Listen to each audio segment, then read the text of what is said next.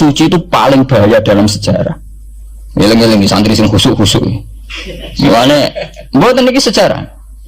Mulane Kiai Memun, Kiai ngalim rata-rata gedeng santri khusuk dalam hal sejarah. Akhirnya ono kelompok sing sok khusuk, yaiku moh tukaran, ya moh partai, moh kelompok-kelompokan. Ngerasa bener dhewe iku disebut kelompok Khawarij. Wong Khawarij iku darani dosa gedhe murtad saking khusuke. Ora ana dosa cilik, kabeh dosa iku gedhe. Mergo dosa iku bentuk pelanggaran terhadap Allah Subhanahu wa taala. Wis entek khusuk wong Khawarij. Ora ana wong khusuk dalam sejarah kaya wong Khawarij. Tapi saking khusuke duwe akil yo darani salah, Muawiyah yo darani salah.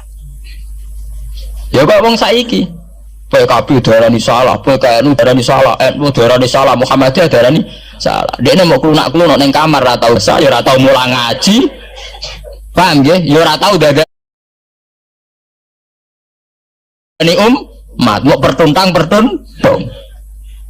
Iku Khawarij, niku jenenge apa? Khawarij.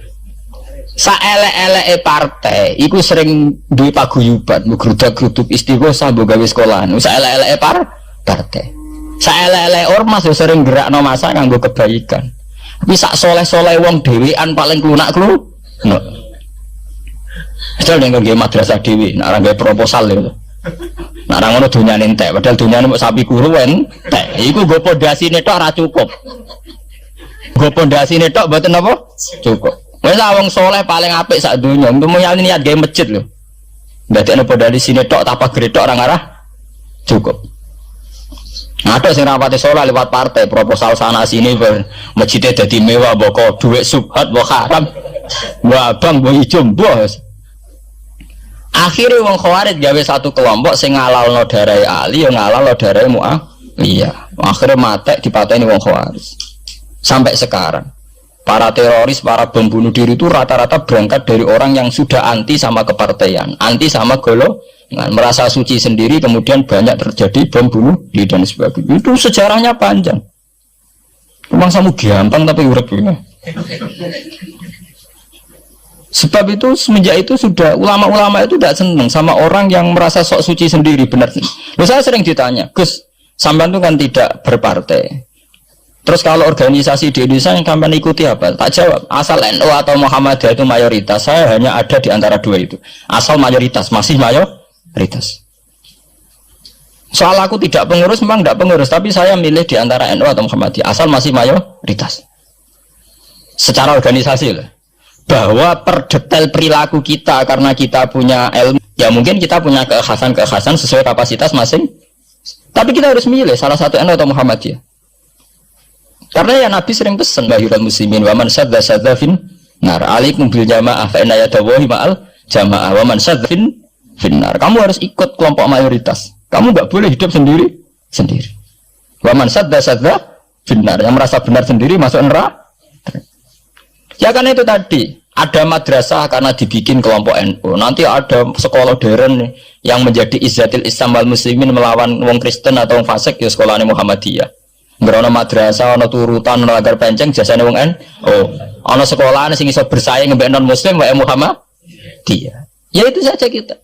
Karena kalau tidak direduksi begini, kita akan ikut kelompok-kelompok kecil yang merasa benar sendiri. Misalnya kelompok-kelompok yang kecil-kecil sing aneh-aneh. Itu kan mereka lebih orisinil. Tapi saat orisinil kelompok kecil tuh luwih ngeri. Misalnya kayak kemarin ada kelompok An-Nazir. An-Nazir mungkin dia bisa ngepas no dawe Nabi yang sing rambutnya diping nih, sing tenggene japos bodone beda mek bodo kita. Saya tuh pernah melihat di Metro, ini cerita intelektual, pernah lihat di Metro wawancaranya ketua Jamaah An-Nazir. Itu dalam banyak hal memang mereka ingin memiripkan sama Nabi. Misalnya rambut dipilok, diping. Dalam sejarah sampean takok ahli hadis, memang Nabi Sayyidina Abu Bakar itu rambutnya apa di apa itu disemir. Terus mereka kalau sholat isya itu akhir, katanya Nabi kalau sholat isya sulusul lail dan sebagainya. Tapi apa sisi yang dari itu terus kemudian merasa persis Nabi? Wong Nabi itu macam-macam. Beliau hidup itu berapa tahun? 23 tahun. Semenjak beliau jadi Nabi itu mengalami kenabian minten 23 tahun. Dan Dan itu punya ikhwal-ikhwal yang rawan ada nasah mansuh. Seperti sekarang di Pondok Indramayu, di mana-mana ada satu kelompok yang nganggap kehidupan sekarang itu adalah periode Makkiyah. Periode Makkiyah itu satu periode yang dimana sholat wajib rapati wajib, zina rapati haram, nyabu rapati. Ya ada kelompok-kelompok di kota-kota begitu. Di kota-kota juga banyak orang yang sama orang zina itu biasa, sama orang nyabu biasa. Mereka sendiri tetap mengharamkan zina, tapi nggak perlu dilawan.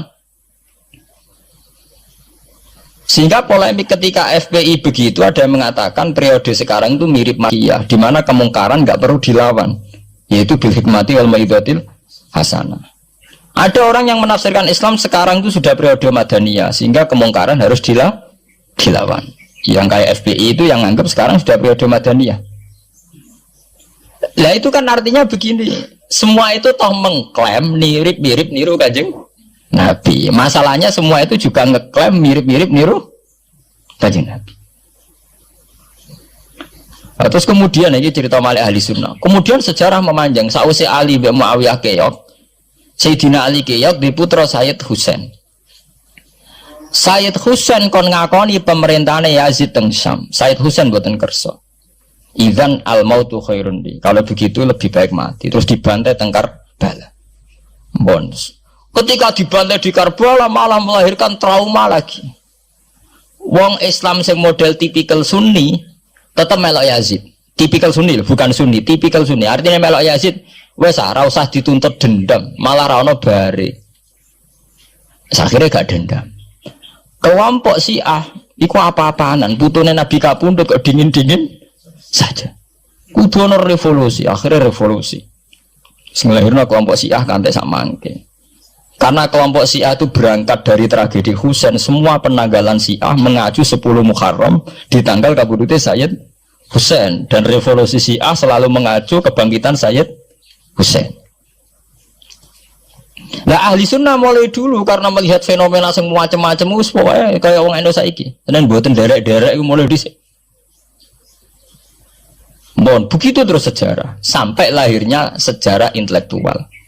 Nah sejarah intelektual sejarah paling nakalan. Jadi mau resiko terus ujuk-ujuk dari sejarah intelektual yaitu yang diikuti kados Mbah Hasyim Asy'ari, Mbah Fadl, ulama-ulama. Terus wonten panduan ahli sunnah secara gampang. Artinya secara gampang begini. Ahli sunnah itu siapa? Orang yang dalam bermadzhab fikih mengikuti ahadul madzahib al-arba'ah. Orang yang dalam ilmu kalam mengikuti Abu Musa al-Asy'ari atau Abul Hasan al-Maturidi. Orang yang dalam tasawuf mengikuti Imam Junaid, Abul Qasim al-Junaidi atau Syekh Abdul Qadir al-Jilani. Ya begitu. Tapi kan mereka-mereka yang jadi panutan kita kan orang yang baru datang kemarin. Masa sahabat sabarani ahli sunnah? Tabiin, masa tabiin pengikut Abu Musa al-Asy'ari? Dhisik endi tabiin Abu Musa al-Asy'ari?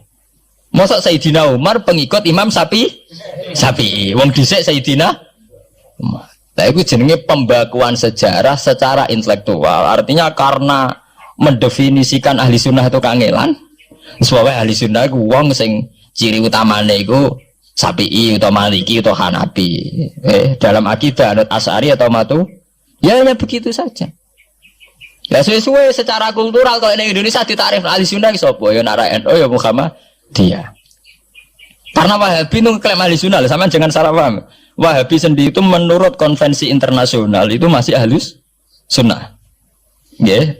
Dalam seminar-seminar OKI sedunia Wahabi itu masih kategori ahli sunnah.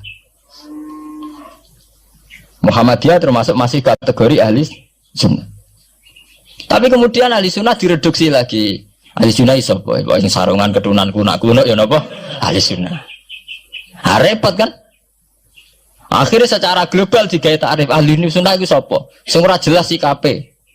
Lah anak Syiah sing wani Amerika. Takrif itu berkembang terus. Kok kebetulan Syiah diwakili oleh Iran, mulai dhisik ciri utamane Iran wani Amerika. Enggak dong, Iran nate dipresideni Shah Iran. Shah Iran itu Pahlavi bonekane Amerika. Terus digolengno mbek monarkine Khomeini mbek Ali Syariah. Semenjak itu Iran identik mbek wani Amerika dimulai zaman era revolusi sinten Khomeini.